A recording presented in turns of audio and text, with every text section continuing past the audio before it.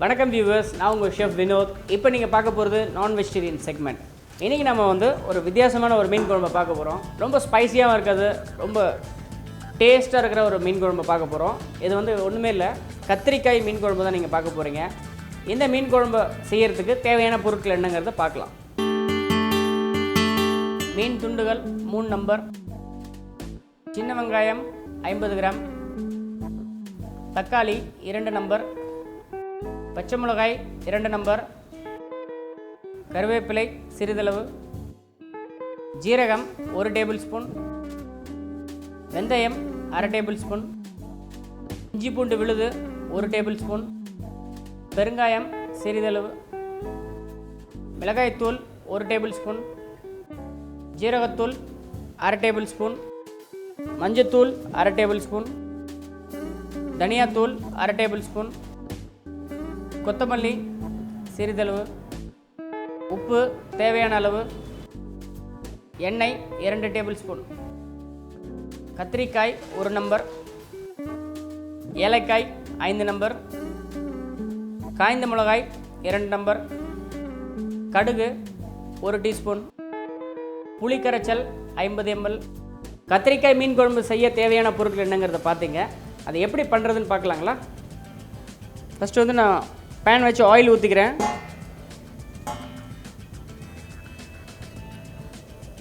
First வந்து பார்த்திங்கன்னா கடுகு போட்டுக்கோங்க. அடுத்தது ஜீரகம், கடுகு ஜீரகம் போட்டிருக்கோம். அடுத்து வந்து பார்த்திங்கன்னா கொஞ்சமாக வெந்தயம் ஆட் பண்ணிக்கிறேன். அடுத்து கொஞ்சம் காஞ்ச மிளகா, ஏலாச்சி, கொஞ்சமாக கறி லீவ்ஸ். இப்போ இதை வந்து பார்த்திங்கன்னா கொஞ்சம் சாத்தே பண்ணிக்கோங்க. அடுத்து வந்து பார்த்திங்கன்னா ஷேலட்ஸ் ஆஃப் ஆனியன், சின்ன வெங்காயம் யூஸ் பண்ணுறோம். இதுக்கு வந்து மீன் குழம்புக்கு ரொம்ப நல்லாயிருக்கும் சின்ன வெங்காயம், அதனால் சின்ன வெங்காயம் யூஸ் பண்ணுறோம் நம்ம.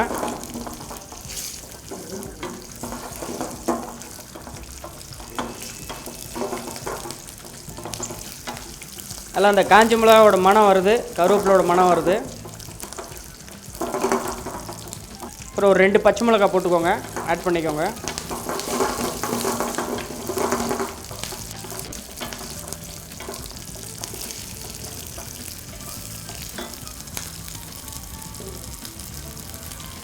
கொஞ்சம் இந்த பச்சை மிளகாய் நல்லா சாத்தே ஆகட்டும்.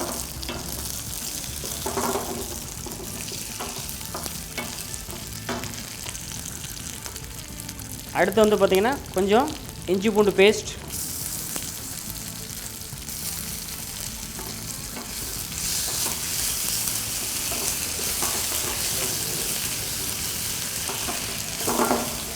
இஞ்சி பூண்டோட பச்சை வாசனை கொஞ்சம் போகணும்.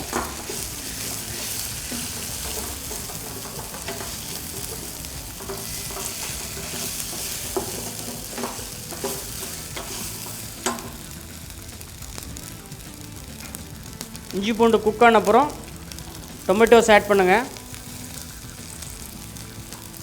Diced tomatoes. இந்த டொமேட்டோஸ் வந்து பார்த்திங்கன்னா நல்லா குக் ஆகணும். தக்காளி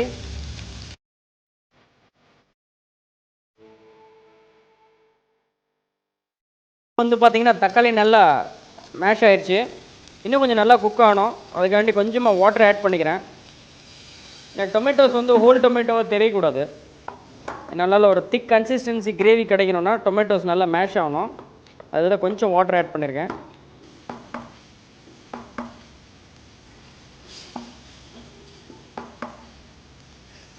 பார்த்தீங்கன்னா டொமேட்டோஸ் நல்லா மேஷ் ஆகுது. வாட்டர் எவ்வளோ தேவையோ ஆட் பண்ணிக்கோங்க. அப்போ தான் டொமேட்டோஸ்லாம் நல்லா மேஷ் ஆனால் தான் அந்த ஜூஸ் எக்ஸ்ட்ராக்ட் வெளியே வரும்.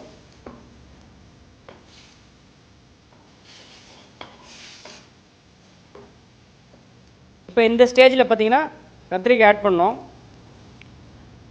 கத்திரிக்காய் வந்து எப்போதுமே கட் பண்ணி நீங்கள் தண்ணியில் போட்டுக்கோங்க. ஏன்னா வந்து பார்த்திங்கன்னா பிரிஞ்சால் வந்து டிஸ்கலர் ஆகிடும்.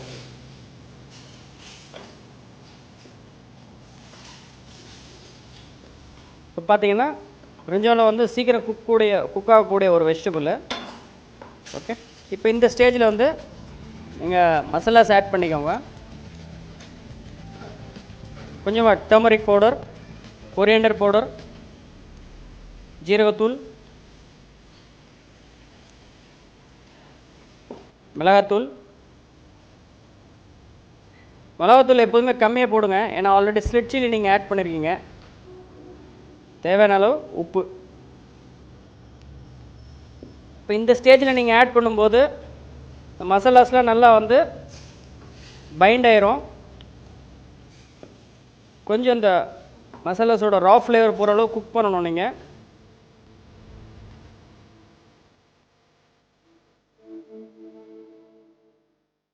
கொஞ்சம் வாட்டர் ஆட் பண்ணிக்கோங்க. இதோட ரா ஃப்ளேவர் போயிடுச்சு.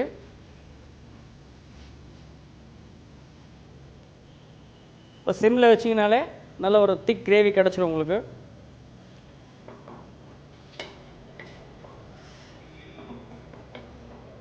இப்போ இது ஒரு 2 மினிட்ஸ் குக் ஆகட்டும். அதுக்கப்புறம் நீங்கள் புளி தண்ணி ஆட் பண்ணிக்கலாம். நீங்கள் உடனே புளி தண்ணி ஆட் பண்ணிங்கன்னா மசாலாவோட அந்த இது எக்ஸ்ட்ராக்ட் நல்லா இருக்காது. ரெண்டாவது கத்திரிக்காயும் சீக்கிரம் குக் ஆகாது. அது நல்ல மனம் வருது, நல்ல வாசனை இருக்குது.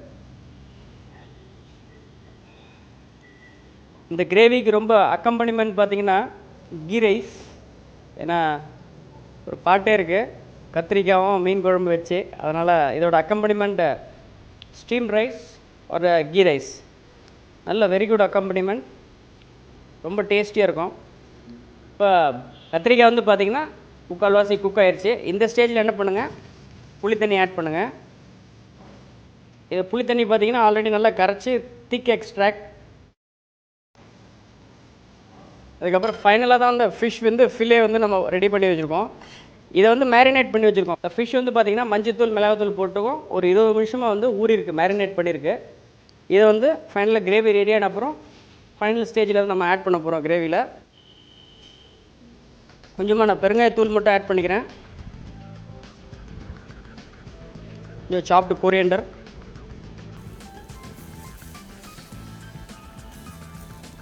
இப்போ இந்த ஸ்டேஜில் வந்து இந்த ஃபிஷ் ஃபில்லே நீங்கள் ஆட் பண்ணிக்கலாம்.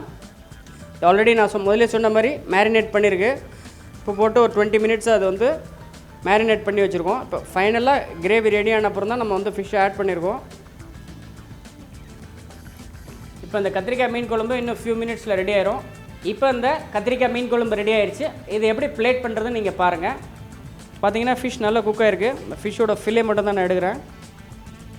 ப்ரீ பிளேட் பண்ணி தான் சர்வ் பண்ணுவாங்க. இப்போ நார்மலாக நம்ம ஃபுட் வந்து பவுல்ஸில் கொடுப்பாங்க ஹோட்டல்ஸில், அலகாட் மெனு. ஸோ நம்மளே பவுலில் எடுத்து போட்டு சாப்பிடுவோம், இல்லைனா சர்வ் பண்ணுவாங்க. எல்லாம் ஃபாரின் கண்ட்ரீஸ்லாம் ப்ரீ பிளேட்டட் ஃபுட்டு தான்.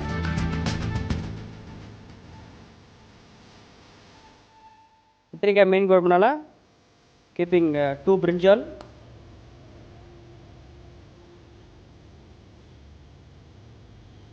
கார்னிஷ் வந்து பார்த்திங்கன்னா சின்ன ஸ்ப்ரிக் ஆஃப் கொரியண்டர், கொத்தமல்லி வச்சுருக்கேன். இப்போ இந்த கத்திரிக்காய் மீன் குழம்பு ரெடி.